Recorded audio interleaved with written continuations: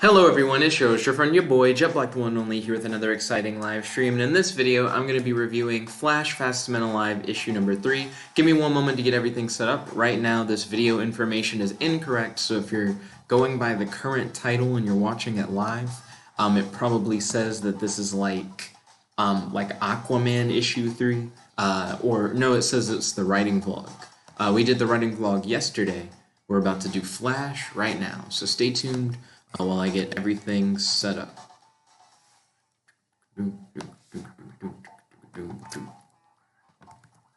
Let's see.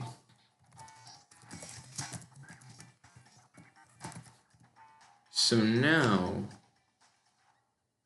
the title and the description are accurate, but the tags are still wrong. The tags are still set to the writing vlog.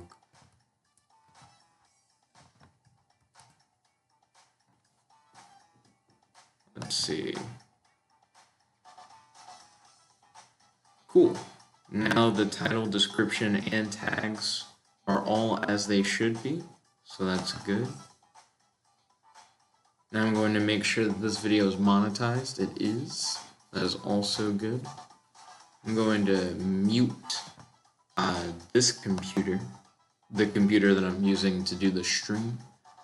That way you don't hear feedback when I pull up the live chat. But right now I'm getting the live chat pulled up. That way I'll be able to see what you guys are talking about. Okay. Here we go. Oh, I see Godzilla's already here. Hey, good to see you, my guy. Give me one moment. So I'm going to pop out the live chat.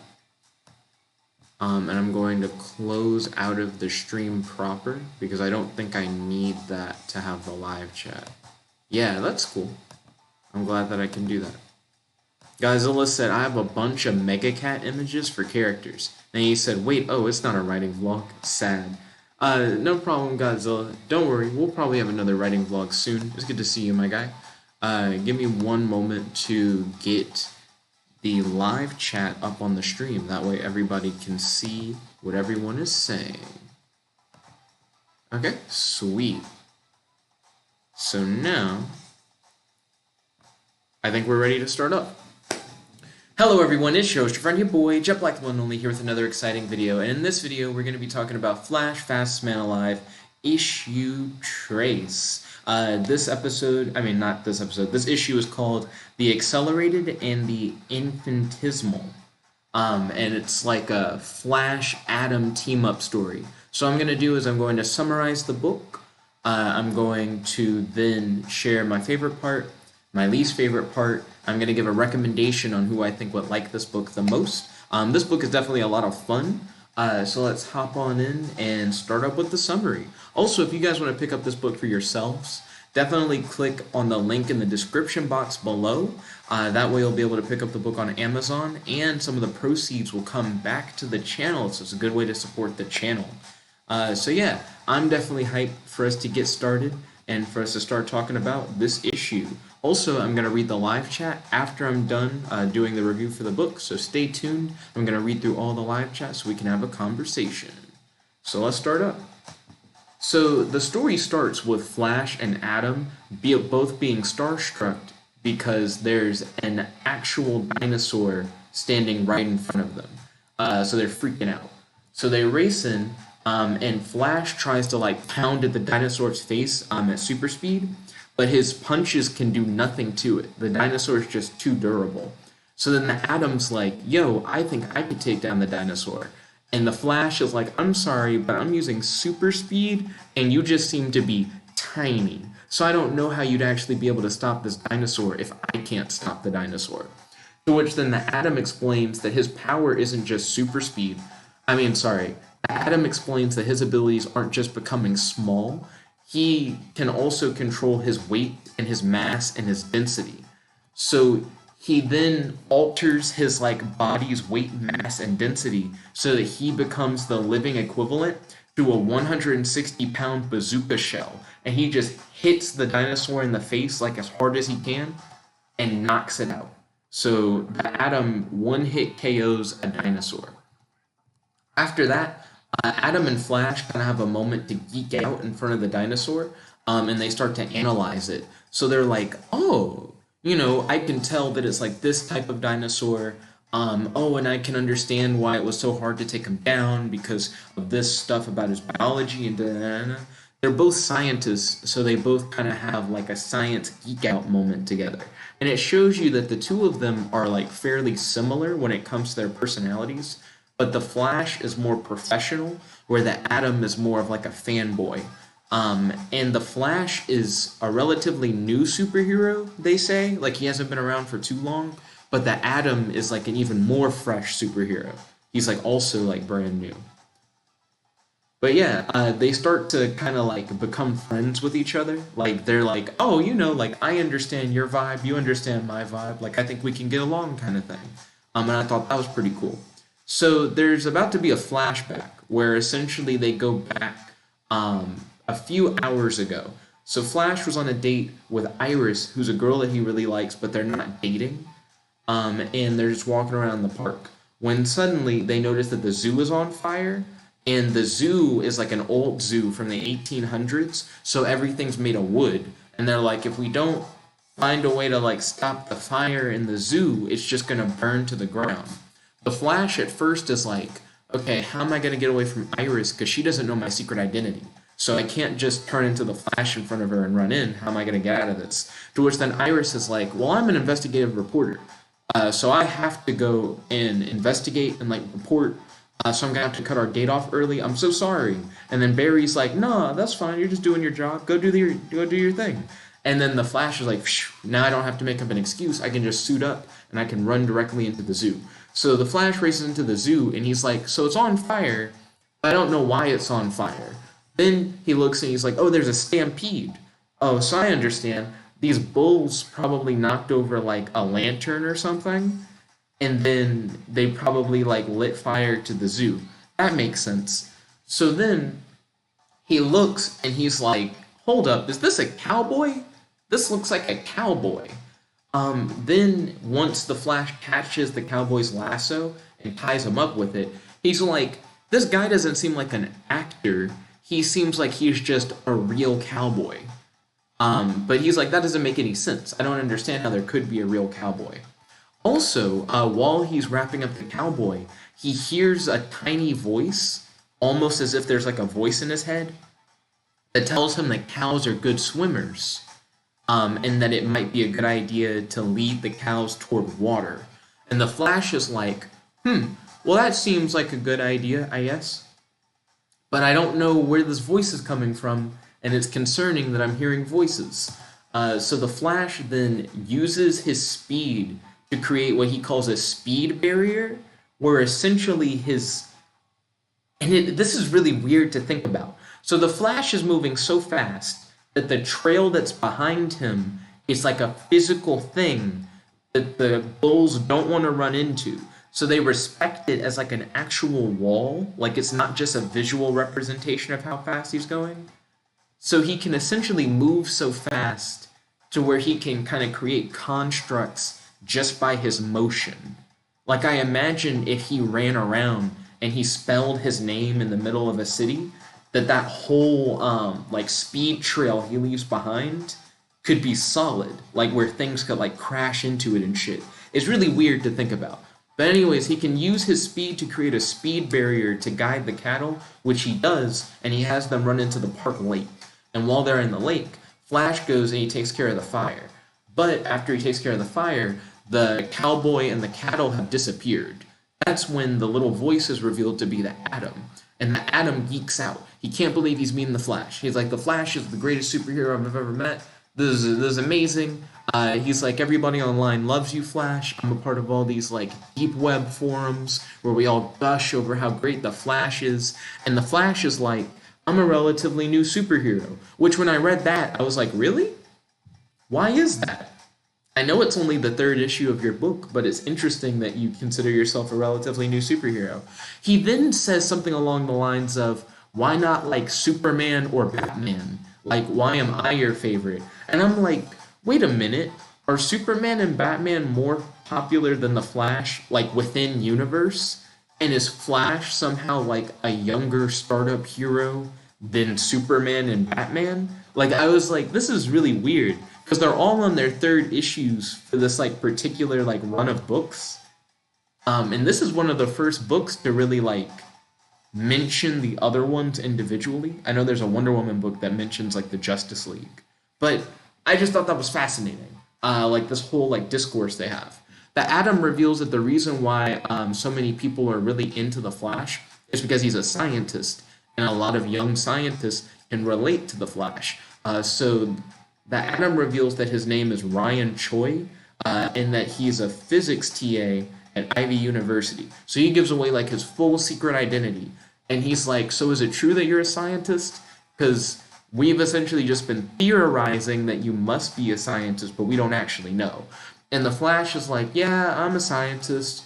And at first he feels weird about revealing anything to the Atom because he wants to maintain his secret identity. So he's like, I'm a scientist, but I can't tell you any more than that. Like, I'm not going to take my mask off or anything like you did. And the Atom's like, that's cool. Like, I totally understand that. So the Atom then hugs the Flash because he's like, oh, it's like I'm meeting my hero. You know, the Flash inspired me to, like, become a superhero. Oh, this is cool. So he was really vibing with that. Then suddenly Kronos appears. And Kronos is like a time-based supervillain who's normally an Atom villain. Goatboy Gaming popped into the live chat and said, hi. Yo, Goatboy Gaming, welcome to the stream. It's good to have you. How's your day today? Do you have any questions for your boy? Do you have any discussion topics like talk about on stream? Don't worry, I'm going to read more of the live chat after I'm done reviewing the comic. So stay tuned. I will get to the live chat messages shortly.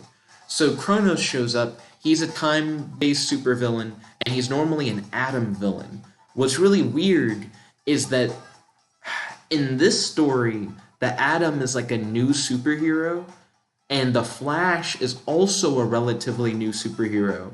But it seems like Kronos and Flash have baggage with each other, like as if they've fought before. So he's like, oh no, it's Kronos. And then, so Flash and Kronos seem to have like a thing already.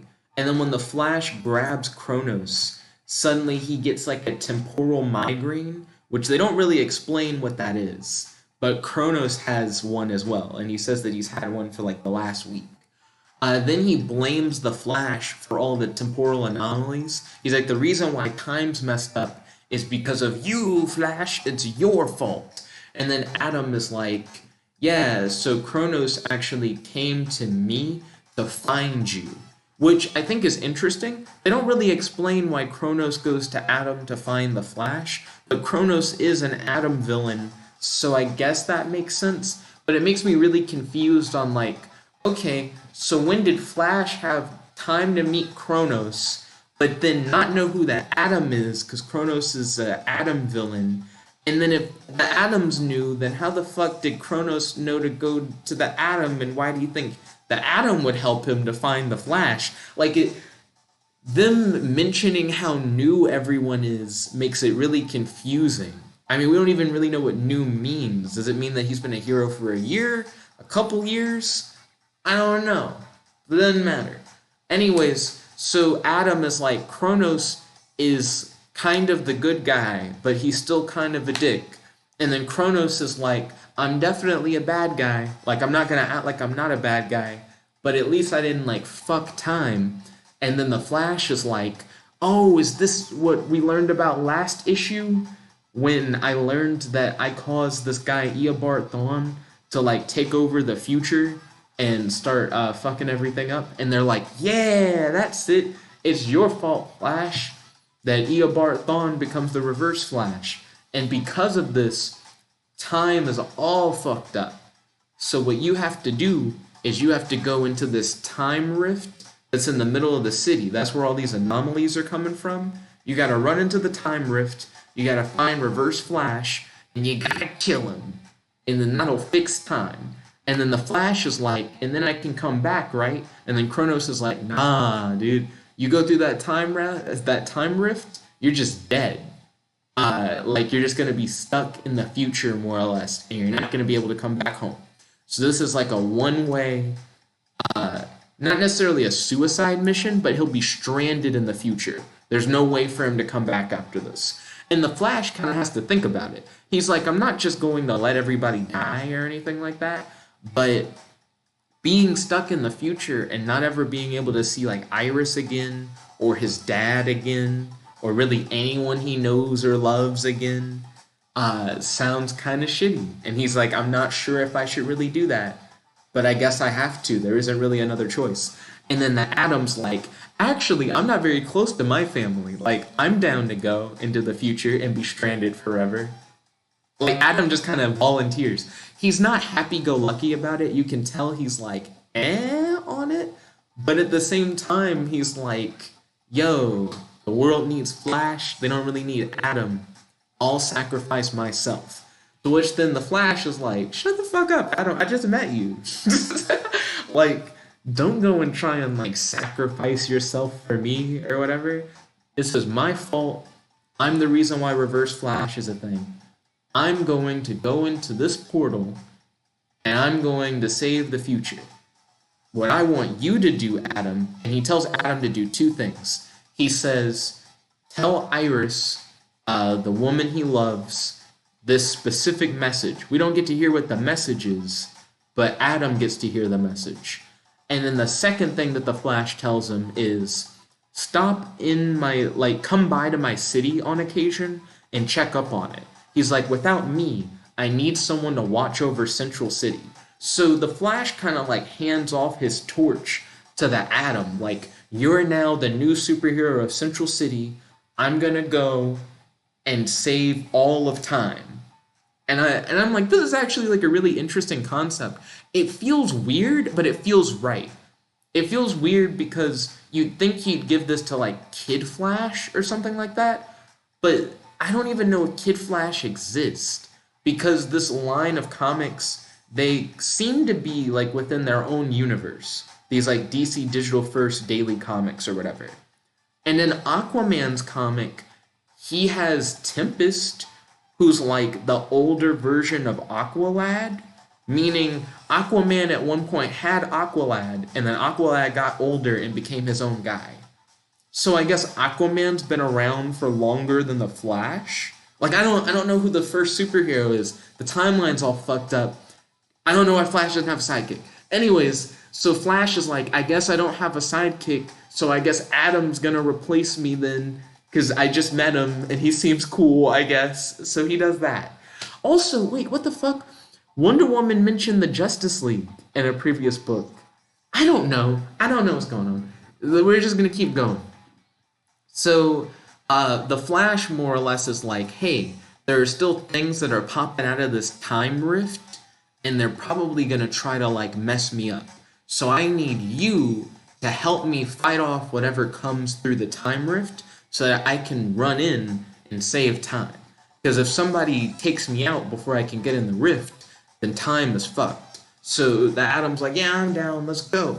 So then they rushed in. There was a dinosaur, it came out the rift, they fought the dinosaur. That was the beginning of the book. Now we're flashing to the present after they've taken down the dinosaur. And you know what comes out of the rift after a dinosaur? A whole bunch of shit. You got like World War I planes, you got fucking like knights, you got like Valkyries and shit. I mean, I wouldn't call them Valkyries. Maybe like, what the fuck? I just looked at the... Hold on. So you have medieval knights on horses. You have, like, World War I planes. And then you have armored women with curved blades riding on kangaroos? Where the fuck are they from? At first I said Valkyries, and then I'm like, wait, I'm using Valkyrie wrong. Valkyrie doesn't just mean female warrior. Are they like armored aboriginal warriors that ride kangaroo? Like, is that even a thing? Where the fuck did they come from? Anyways, they show up, and Flash and Atom do like this cool little science fist bump thing. They did one earlier in the book, but this one's supposed to have more impact because it's like, yo, this is like the last time they're ever gonna see each other. Because after this, the Flash is going on essentially a suicide mission to the future. So they go and they kick ass. They're not really challenged in this scene for real. They just start like beating the shit out of the bad guy. I think there's a Mongolian right there. They just start beating him up. The big challenge was the dinosaur, and I guess how to like herd the cattle. This is just a cool ass scene to use as a send off, so that Flash can do like some really cool shit right before he goes to die, more or less. So Flash and Adam beat their ass. It's just cool. It just looks awesome. And then the Flash during the fight has this really cool moment where he's like coming to terms with like the suicide mission or whatever. Because keep in mind, they haven't gone through the rift yet. This is them fighting to get to the rift, and there's just a whole bunch of stuff coming out of the rift that they have to fight before they can get through it. So the Flash is like, I could still say no. I could still like, I guess, deny it, and time will be fucked, but I won't have to like be stuck in the future. But he goes, you know what? Deep down inside, I've always like had this feeling that I was supposed to be this person who stood up for like this bigger crisis. Like that there would be some kind of world-ending thing, and I would be the one to die. And I guess because this feels right, because something about this feels inevitable, I can accept it, and I will willingly go to like save the rest of the timeline, even if that means sacrificing my life, and potentially even sacrificing my morals. He still doesn't want to kill Reverse Flash, but he doesn't really have an alternative plan right now. So he's like, I will go. And I honestly think this is a really interesting concept because in like Crisis on Infinite Earths, which is an old comic from back in the day, which I guess isn't a thing that happened in these comics, because these comics are their own continuity. In Crisis on Infinite Earths, the Flash dies in like a big crisis that involves like multiple realities and shit like that. So it's weird, I guess, for Flash to be like, I've always had this feeling that I'm supposed to die in a big crisis kind of thing. Because it's like that kind of did happen. And I'm wondering if they're making like a reference to Crisis on Infinite Earths, like inadvertently or something like that. But I thought that was cool. Anyways, the Flash essentially passes the torch onto the Atom, telling him like, hey, you're gonna be the new hero of like Central City. And Adam's like, hey, are you sure that you're gonna go on the suicide mission? And then Flash is like, say no more, I'm out. Back in a flash. And there you go. The Flash goes into the rift, and now he's gonna go into the future so he can fight Reverse Flash. And that's the book. That's the whole book. My favorite part would probably be the Flash and the Atom's like dialogue with each other. I really like that they have this like friendly rapport with each other. They both seem to be on really good terms, and they both kind of have a certain level of respect for each other. I think that's really cool. My least favorite part, I guess, is the confusing like history of this continuity of DC, because I can't tell how much time has passed, and I'm not sure if all these DC Digital First comics take place in the same continuity or if they don't. I feel like they do, because I don't think it's impossible for them to all line up, but I don't know. Well, all of them except DC Superhero Girls, which is definitely its own shit that's not related to any of these other things. But I think all the other books could be in the same continuity. So mainly the weird continuity stuff I was talking about, I don't really like that. I don't like not knowing how everything connects or like the timeline of when the heroes popped up. I wish I had some kind of reference for that. But yep, that was my least favorite part. I already talked about my favorite part. So let's go into recommendations. I would recommend this book to fans of The Flash, fans of Atom. If you're a Kronos fan, I can't really recommend it that hard. He's like barely in the book. If you like time travel stories, this is definitely like a cool thing for you. I know Godzilla got hyped when he saw dinosaurs. So if you like dinosaurs, there is a good portion of the book where they like talk about and fight a dinosaur. So I mean, that is here. But I'm hype. Flash has been like a really good book. It's interesting that the Flash book is telling like a continuous story. Um, Technically, the Superman book is also telling a continuous story, but I think those are the only two right now where they're like making references to like this is the stuff that was happening before. That's a lie, because Swamp Thing is a continuous story. So Swamp Thing, Superman, and the Flash are continuous stories, but DC superhero girls, Aquaman, and Wonder Woman seem to be doing their own thing. Like,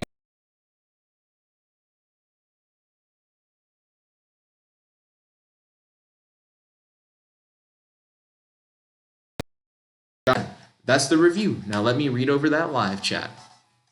Godzilla said, dinosaur. It's a dinosaur. I am intrigued. I'm glad that the cover grabbed your attention, Godzilla. Godzilla said, I hope the dinosaur makes normal kids into dead kids. And Godzilla said, things are going into the future. They are next issue. GoBoy Gaming said hi. Yo, GoBoy Gaming, if you're still here, I definitely love to hear how you're doing today. If you have any questions for your boy, and if you have any discussion topics like talk about on the stream. Godzilla said, no, Kratos. Kratos, why are you doing that? Kratos, stop putting things in the future. Godzilla said, this Flash comic is actually awesome. I'm glad that you're vibing with it, Godzilla. Godzilla said, what an awesome future. He said, I would love to ride a kangaroo. Godzilla said, George the Hungry is going to come through the rift, and the time crisis will destroy all of DC. Hey, I see you're getting into that fan fiction. Then Godzilla said, haha, dead kids, haha. Ryan said, hi. Yo, Ryan, welcome to the stream. It's good to have you. How's your day today? Do you have any questions for your boy? Do you have any discussion topics to talk about on the stream? Godzilla said, Nick, I think it shat itself. And then he said, never mind. I'm glad that it did not shat itself. That is good. Ryan said, it did shat itself. Did it shat itself, though? Right now on my end, it says I'm in the green, so it says that the stream is doing good. It said, oh, it's dropping frames. Nope, it shat itself. You right. Well, I guess I'll end the stream then.